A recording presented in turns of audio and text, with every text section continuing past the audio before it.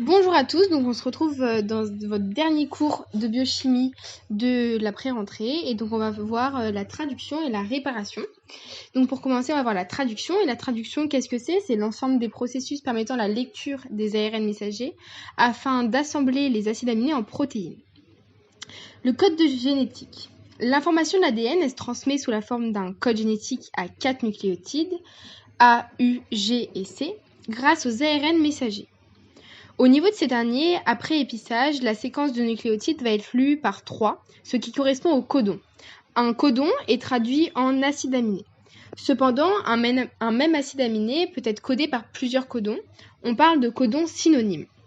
C'est la dégénérescence du code génétique. Alors le début et la fin de la traduction, ils sont marqués par des codons spécifiques, comme vous pouvez le voir sur le diaporama. Le codon d'initiation qui est AUG, et n'oubliez pas qu'il code aussi pour la méthionine. Et les codons stop, UAG, UGA, UAA, et eux, faites attention, ils ne codent pour aucun acide aminé. On fait le piège, ils échangent des fois. Faites attention, apprenez bien par cœur. Donc il y a 3 acteurs dans la traduction, il y a les ARN messagers, les ARN de transfert et les ARN ribosomiques. Donc là pour l'instant on va se concentrer sur les ARN messagers. En gros, les ARN messagers, ils portent la séquence codante. Ils sont les premiers à intervenir dans la traduction des protéines. Les ARN de transfert, qu'est-ce qu'ils font? C'est les adaptateurs de la traduction. Ils font entre 73 et 93 nucléotides, dont certains sont modifiés. Ils s'apparient à chaque codon de l'ARN messager par une séquence de 3 nucléotides qui forment l'anticodon et portent les acides aminés. Ils vont donc permettre le décodage de l'ARN messager en protéines. L'anticodon, il est complémentaire en 3' 5' avec le codon en 5' 3'. On a un appariement antiparallèle comme avec les 2 brins de l'ADN. Donc les ARN T, ils présentent une structure en trèfle à 3 feuilles correspondant au repliement induit par les liaisons hydrogènes, soit 4 bras et 3 boucles portées par 3 bras. Le bras le plus important, c'est celui portant la boucle contenant l'anticodon. À l'opposé de ce bras, on retrouve celui qui ne présente aucune boucle, c'est la tige acceptrice. Ce bras porte les extrémités 5' et 3' de l'ARNT. On parle de tige acceptrice car au niveau de l'extrémité 3', on retrouve une séquence particulière, CCA, qui permet de fixer un acide aminé par sa fonction carboxyle. Il existe 48 différents ARNT chez l'homme, pour 61 codons codants et 3 codons stop. Un même ARNT peut ainsi reconnaître plusieurs codons. On parle de dégénérescence du code génétique, appelé Wobble, ou ajustement stérique flexible entre le 3e nucléotide du codon et le 1er nucléotide de l'anticodon. Ainsi, un même ARNT portant un acide aminé peut reconnaître plusieurs codons, ce qui explique le phénomène de codons synonymes ainsi que la dégénérescence du code génétique. On va passer au 3e acteur de la traduction, c'est les ARN ribosomiques. Les ARN-R, c'est les ARN qui permettent la formation des ribosomes lorsqu'ils sont associés avec des protéines.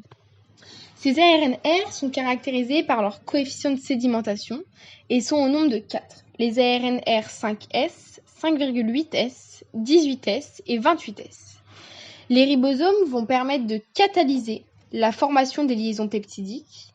Ils sont formés de 2 sous-unités. Ça, c'est à apprendre par cœur. La grande sous-unité 60S, constituée des ARN-R 5S, 5,8S, 28S, et la petite sous-unité 40S, qui est formée par l'ARN-R 18S. Le ribosome entier est quant à lui caractérisé par un coefficient de sédimentation 80S. Les ribosomes ils vont permettre de réaliser la traduction. La petite sous-unité elle fixe l'ARNT à l'ARN-R, pendant que la grande sous-unité va être à l'origine de l'activité catalytique qui lie les acides aminés apportés par les ARNT. La grande sous-unité présente 3 sites de fixation. Donc il y a le site A, comme vous voyez sur le diapo, qui lie l'aminoacide ARNT, c'est-à-dire l'ARNT relié à son acide aminé. Le site P, qui lui lie le peptidyle ARNT, c'est l'ARNT qui est relié à la chaîne peptidique en élongation. Et enfin le site E, qui est le site de sortie de l'ARNT. Donc, comment se passe la lecture des ARNM? Il ne faut pas oublier que les ARNM sont lus dans le sens 5', 3', où l'extrémité 5' de l'ARNM correspond à l'extrémité enter de la protéine, et inversement, la 3', ça correspond à l'extrémité setter de la protéine. Selon l'endroit où débute la traduction, il va exister 3 phases ouvertes de lecture, donc 3 possibilités de traduction. Dans le cours, vous avez quelques exemples, mais là, pour l'instant, on va voir comme ça. On obtient donc 3 successions de codons différentes, ce qui donnerait 3 protéines, in fine différentes. En commençant par le premier U, on a UGA, CAU, UUU, ce qui correspond à la 3e phase de lecture. Le codon d'initiation va imposer la phase de lecture, donc la protéine synthétisée. Ainsi, un ARN messager correspond à une seule protéine. Il peut exister plusieurs codons AUG sur un même ARNM, mais il existe une séquence nucléotidique autour du codon d'initiation qui va être utilisé pour démarrer la traduction. C'est la séquence consensus. Donc on va voir les étapes de la traduction. Donc il y a 3 étapes dans la traduction. Et il ne faut pas oublier que cette énergie, on a besoin d'énergie pour faire la traduction. Et cette énergie, elle est sous forme de GTP. N'oubliez pas ça. Donc ça commence par l'initiation, c'est la première étape de la traduction. Et cette initiation, elle se déroule en 3 étapes. La première étape, c'est la formation du complexe de pré-initiation, 43S. Donc le facteur EIF2, lié au GTP et l'ARNT initiateur, vont venir se fixer sur la petite sous-unité ribosomale. L'ARNT initiateur est porteur de l'anticodon reconnaissant le codon initiateur UAG. Il est donc relié à une méthionine.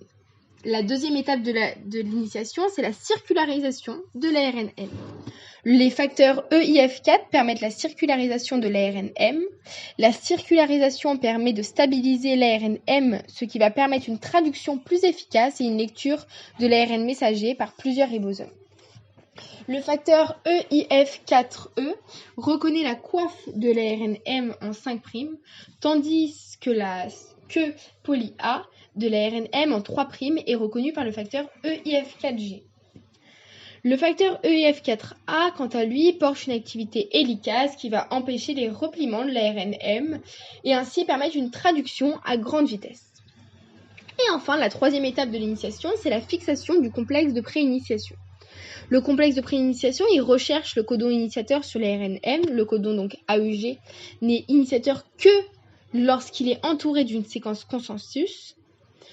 Une fois cette séquence trouvée, le GTP est hydrolysé en GDP plus PI, ce qui entraîne la libération du facteur EIF2, la fixation de la grande sous-unité ribosomale et le démarrage de la traduction. Dans un deuxième temps, il y a l'élongation. L'élongation, ça correspond à l'ajout par l'intermédiaire du site catalytique A d'un nouvel ARNT permettant d'amener un nouvel acide aminé. Ces ARNT, ils sont associés à des facteurs d'élongation de la traduction, notamment EIF1-alpha. Une fois encore, l'élongation se passe en 3 étapes. La sélection de l'aminoacide ARNT, la formation de la liaison peptidique et enfin la translocation du ribosome. Lors de la sélection de l'aminoacide ARNT, la réaction d'hydrolyse de EIF1-alpha-GTP en EIF1-alpha-GTP permet la libération du facteur d'élongation et l'entrée de l'ARNT au niveau du site A. On peut remarquer que les sites A et P sont très proches, ce qui entraîne la formation d'interactions stériques très fortes entre les 2 ARNT. Celui du site P contient le peptide en train d'être synthétisé et celui du site A apportant un nouvel acide aminé. Le rapprochement entre les 2 ARNT va permettre au groupe amino de l'acide aminé, porté par l'ARNT du site A, de former une liaison peptidique avec le groupe carbonyle de l'acide aminé précédent, présent dans le site P. Une fois la liaison peptidique formée, l'ARNT du site P se retrouve sans acide aminé, tandis que le site A se retrouve avec le peptide en croissance. Pour finir, vient l'étape de la translocation avec un déplacement du ribosome de 3 nucléotides. L'ARNT portant le peptide en cours d'élongation se retrouve à nouveau dans le site P. L'ARNT vide est déplacé vers le site E. Site de sortie où il sera éjecté hors du ribosome. Le site A est quant à lui vacant et peut accueillir un nouvel ARNT lié à un acide aminé pour commencer un nouveau cycle d'élongation. À ne pas oublier, chaque cycle d'élongation utilise 2 molécules de GTP. Une lors de l'entrée de l'acide aminé dans le site A et une lors de la translocation du ribosome. Donc, vous voyez que dans le diaporama, vous avez une petite question sur la traduction. Faites-les, mettez pause, faites-les et vous répondez. Il y a les réponses, le diaporama suivant. Vous pouvez mettre pause. Grand 2, la réparation. Ah non, pardon. La terminaison, pardon, on n'a pas terminé. Donc, la terminaison, c'est la 3e étape de la traduction. Les codons stop n'ont pas d'acide aminé correspondant, donc une reconnaissance codon-anticodon n'est pas possible. À la place de l'ARNT, il y a alors fixation d'un facteur de libération, ERF, dont la structure est proche d'un ARNT. C'est le mimétisme. Ensuite, le peptidyltransférase va réaliser une hydrolyse, entraînant alors la libération de l'extrémité C-terre de la chaîne peptidique. Les ribosomes sont libérés et après, ils sont recyclés. Donc là, maintenant, vous pouvez faire la question sur la traduction. Grand 2, la réparation. Qu'est-ce que la réparation ? C'est un processus qui cible l'ADN et qui va permettre de corriger certaines erreurs faites pendant la réplication. En effet, pour qu'un individu puisse survivre, il doit présenter une stabilité génétique afin de pouvoir prévenir la formation de pathologies contre les cancers. Il faut tout de même garder en tête que pour la survie d'une espèce à long terme, des modifications génétiques sont nécessaires avant de permettre une adaptation de l'espèce aux modifications environnementales.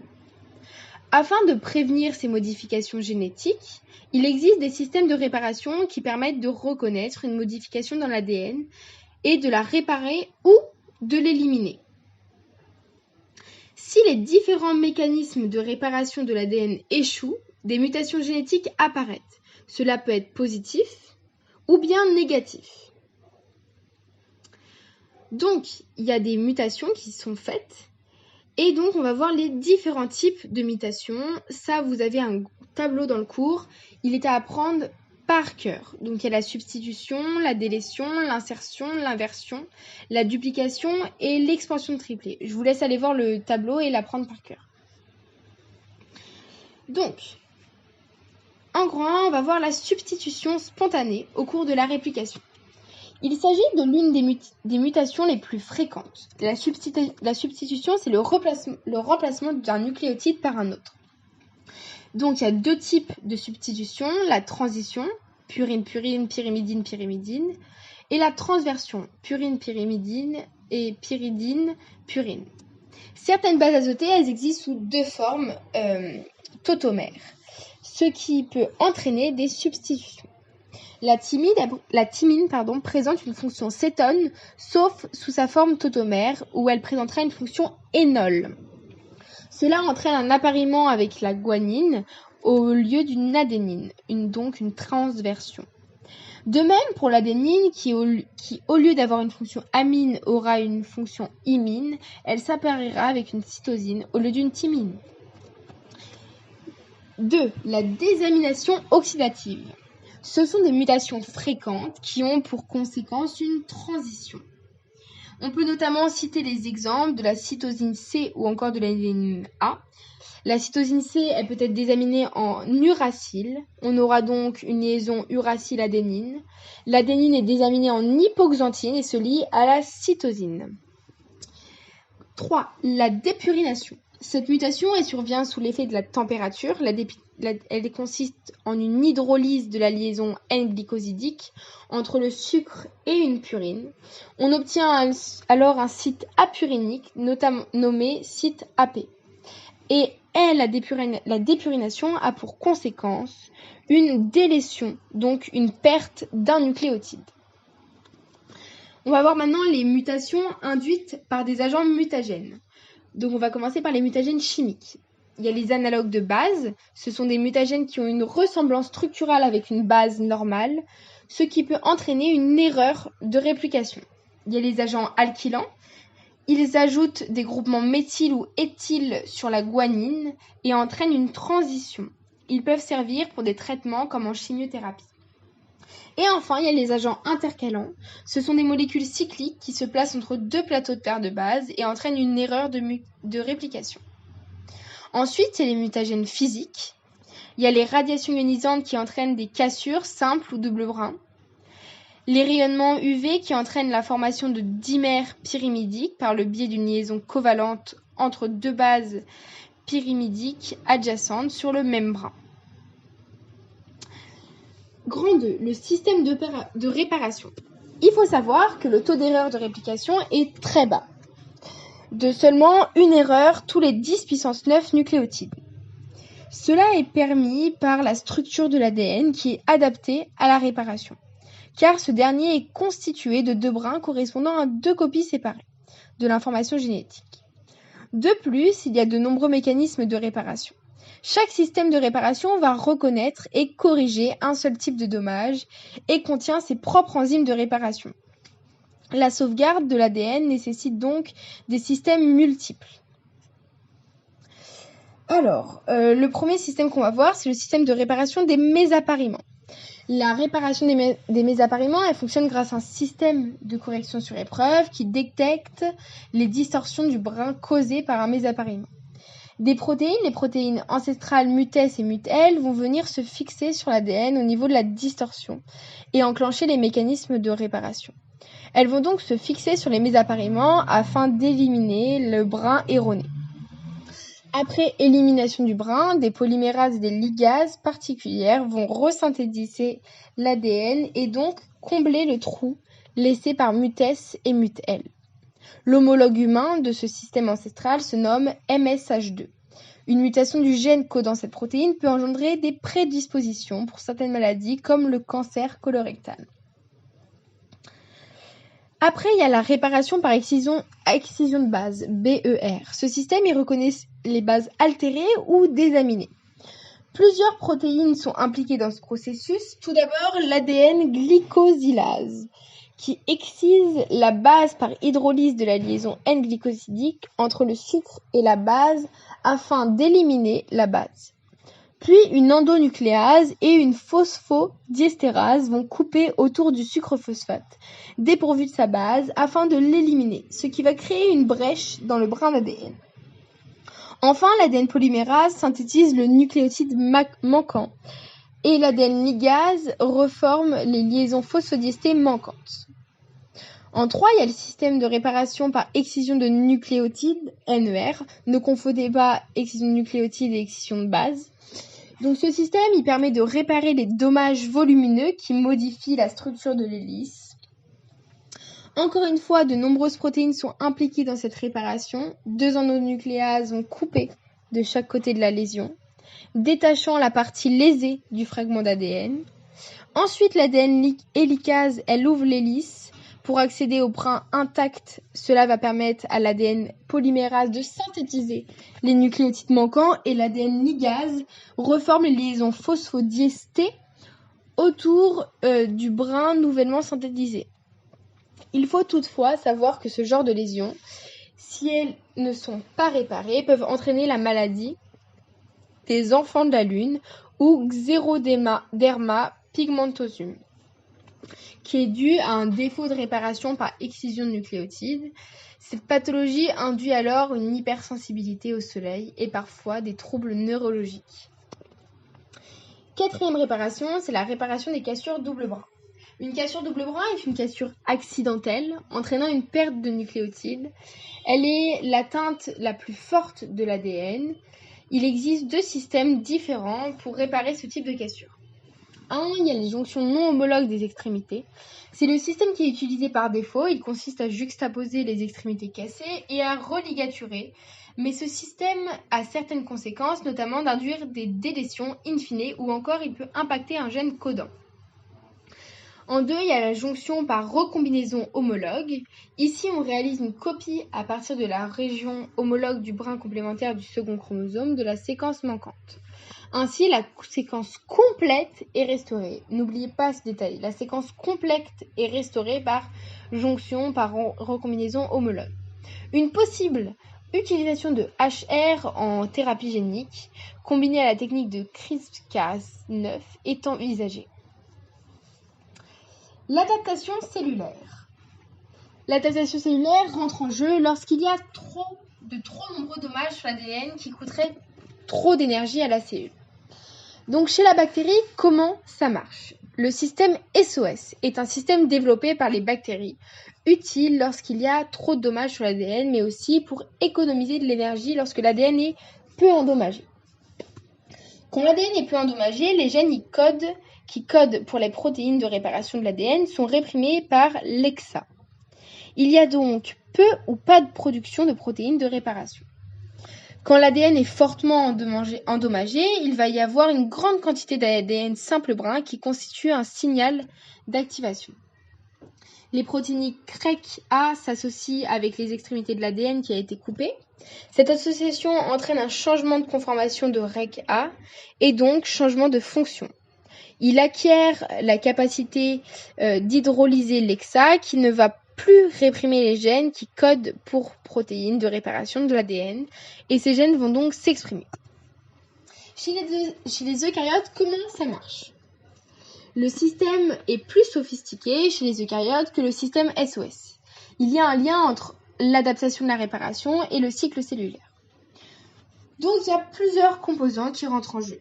Il y a les détecteurs qui se fixent à l'ADN pour recruter les protéines ATM et ATR. ATM et ATR sont des protéines transductrices qui ont des fonctions kinases et vont phosphoryler des kinases du cycle cellulaire. Les protéines effectrices, CHK1 et CHK2, qui bloquent le cycle cellulaire jusqu'il n'y ait plus de dommages sur l'ADN. Il y a P53, qui est la gardienne du génome. Quand il y a beaucoup de dommages, il y a un blocage du cycle cellulaire afin d'éviter que l'ADN ne soit répliqué et transmis avec ses erreurs et ses anomalies aux cellules filles. Le rôle de P53, il est central. Elle décide de la réponse en fonction de l'intensité du stress. Soit les dommages sont réparables et déclenchent les systèmes d'adaptation de la réparation, et le cycle cellulaire pourra reprendre après réparation, soit le niveau de dommage est trop sévère et ce n'est pas réparable. Dans ce cas, elle déclenche la mort cellulaire programmée de type apoptose. Il y a un équilibre entre survie et mort des cellules qui est contrôlé par P53. Vous avez encore des petites questions sur la réparation, mettez pause et comme ça vous pourrez y répondre. Donc juste je vous laisse un petit mot pour les TD et pour les cours qui ont été tournés, donc ceux que vous avez en distanciel. Vous pouvez poser toutes les questions sur le forum qui est sur le site TSPS. Gros bisous, je vous fais des bisous et bon courage pour la rentrée.